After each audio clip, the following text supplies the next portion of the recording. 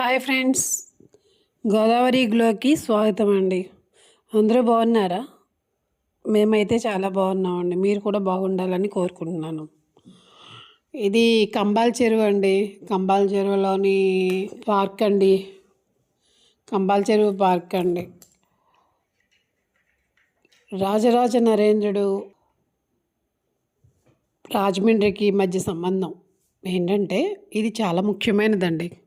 రాజరాజ నరేంద్రుడు క్రీస్తు శతాబ్దం 1019 1061 మధ్య తూర్పు చాళుక్యుల రాజు ఈ నగరాన్ని స్థాపించినట్లు,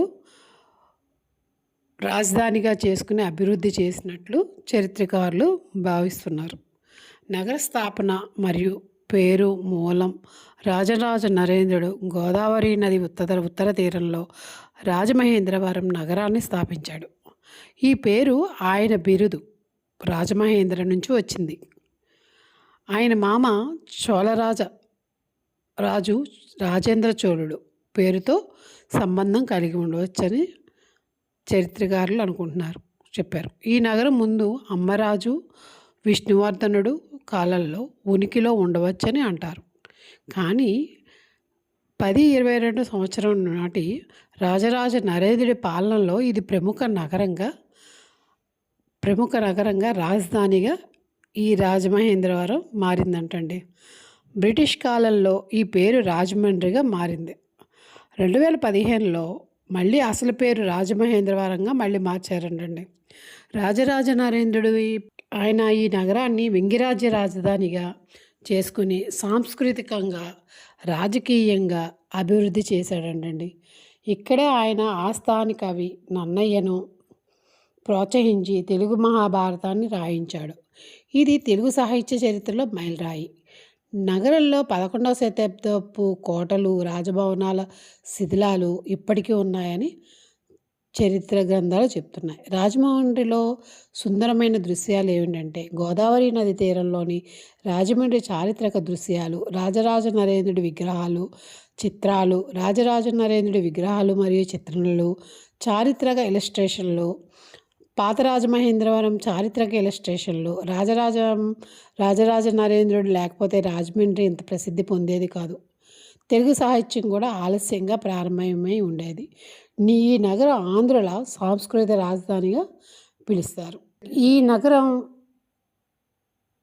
ఇది గోదావరి నది తీరంలో ఉండి ఆంధ్ర సాంస్కృతిక చరిత్రలో కీలక పాత్ర వహించింది.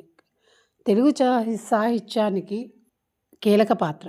ఆయన ఆస్థాన కవి, గురువు అయిన నన్నయ్య పట్టారకుడిని ఆదికవి నన్నయ్య ప్రోత్సహించి సంస్కృత మహాభారతాన్ని తెలుగులో అనువదించమని ఆదేశించాడు. ఇదే ఆంధ్ర మహాభారత ప్రారంభం. తెలుగు సాహిత్యంలో మొదటి మహాకావ్యం మరియు తెలుగు భాషకు గ్రంథరూపం ఇచ్చిన మైలురాయి. మతం మరియు సంస్కృతి. ఆయన శైవ మతాన్ని, శివుడిని ఆరాధించేవాడంట. తూర్పు చాళుక్యులు సాధారణంగా శైవం, జైన మతాలకు మద్దతిచ్చారు. ఆయన పాలనలో సామాజిక సాంస్కృతిక అభివృద్ధి బాగా జరిగింది. రాజకీయ సంబంధాలు, చోళులతో వివాహ సంబంధాలు ఉండేవి. ఆయన కుమారుడు కులోత్తుంగ చోళుడు, రాజేంద్ర చోళుడు తర్వాత చోళ సామ్రాజ్యాన్ని పరిపాలించాడు. రాజరాజ నరేంద్రుడు తెలుగు భాషకు మగుటం లాంటి వాడు. ఆయన ప్రోత్సాహం లేకపోతే తెలుగు సాహిత్య చరిత్ర ఇంత త్వరగా ప్రారంభం అవ్వకపోవచ్చు. ఆయన గురించి మరిన్ని వివరాలు తెలుసుకోవాలంటే రాజమండ్రి చరిత్ర, మన రాజమండ్రి మూలాలు 10వ శతాబ్దం నుంచే వినపడతాయి. ప్రస్తుత శకం 919 నుంచి 934 మధ్యకాలంలో తూర్పు చాళుక్యరాజైన అమ్మరాజు విష్ణువర్ధనుడికి, ఆ తర్వాత అతని వంశంలో వచ్చిన రాజులందరికీ రాజమహేంద్ర అనే బిరుదు ఉండేదట. మొదటి విష్ణువర్ధనుడే ఈ పంచగిరుల మధ్య నగరాన్ని కట్టించి దానికి రాజమహేంద్రవరం అని ఘనమైన పేరు పెట్టాడని ఒక నానుడి ఉంది.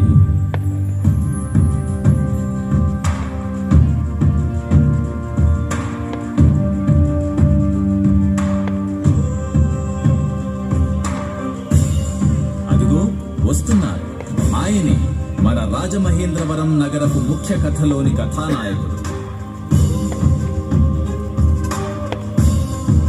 1022 నుండి 1061 వరకు సుమారు 40 సంవత్సరాలు దిగ్విజయంగా పాలించిన రాజరాజ నరేంద్రుడు పరమేశ్వరుడికి మహాభక్తుడు, అర్థ ధర్మశాస్త్రాల ప్రాజ్ఞుడు, దానవీరుడు, ధర్మశూరుడు, సకల కళాహృదయుడు, ప్రజానాయకుడు, రాజకీయ చతురుడు, చోళుల ప్రీతిపాత్రుడు, మన రాజరాజ నరేంద్రుడు.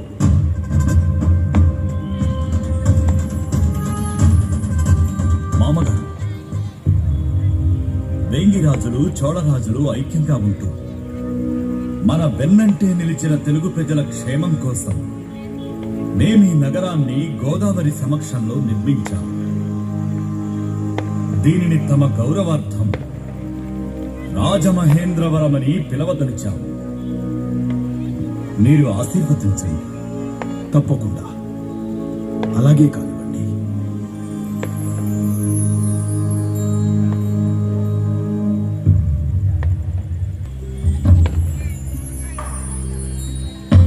అన్నయ్య గారు, ప్రభు, నాదొక కోరిక. చెప్పండి ప్రభు. మన తెలుగు వారందరికీ అర్థమయ్యేలా ఈ మహాభారత మహాకావ్యాన్ని మీరు తెలుగులో రచించాలి. మీ రచన తెలుగు వారికే గర్వకారణమవ్వాలి. మన రాజమహేంద్రవరం తెలుగు వారి సాంస్కృతిక రాజధానిగా విరాజిల్లాలి. ఆహా, చక్కటి ఆలోచన ప్రభు. తప్పకుండా నా బహుభాషల బహువిధముల బహుజనముల వలన వినుచు భారతబద్ధ స్పృహులగు వారికి నెప్పుడు బహుయాగంబుల ఫలం బహుయాగంబుల ఫలం పరమార్థమిలన్ బహుభాషల బహువిధముల బహుజనముల వలన వినుచు భారతబద్ధ స్పృహులగు వారికి నెప్పుడు బహుయాగంబుల ఫలంబ పరమార్థమిలన్. లోకి వెళ్లి రాజమహేంద్రవరం కాస్త రాజమండ్రిగా పిలువబడింది. ఆ పైన రెడ్డి రాజుల విప్లవంతో రాజమండ్రి పూర్వ వైభవాన్ని మళ్లీ సంతరించుకుంది. వారి హయాంలోనే కవి సార్వభౌమ శ్రీనాథుల వారు ఇక్కడికి తరచూ వస్తూ ఇక్కడి ఉమా మార్కండేయ ఆలయ విశేషాలు, గోదావరి నది పరవళ్లు, పంచగిరుల అందాలు వీటన్నింటినీ ఆయన శైలిలో వర్ణించారు. వేగంగా మారిన రాజకీయ పరిణామాలతో రాజమండ్రి గజపతి రాజుల చేతిలోకి, వారి నుండి శ్రీకృష్ణదేవరాయుని విజయనగర సామ్రాజ్యంలోకి చేరింది. ఆ తరువాత కొన్ని సంవత్సరాలు డచ్ వారు పరిపాలించగా బ్రిటిష్ వారు రాజమహేంద్రవరాన్ని కైవసం చేసుకున్నారు. బ్రిటిష్ హయాంలోనే రాజమండ్రి మళ్లీ పునర్వైభవాన్ని, ఆధునిక వ్యవసాయ పథకాలను పొందింది. ఆర్ట్స్ కాలేజ్ మరియు రాజమండ్రికే చిహ్నంగా నిలిచిన ప్రఖ్యాత బ్రిడ్జిను బ్రిటిష్ వారే నిర్మించారు.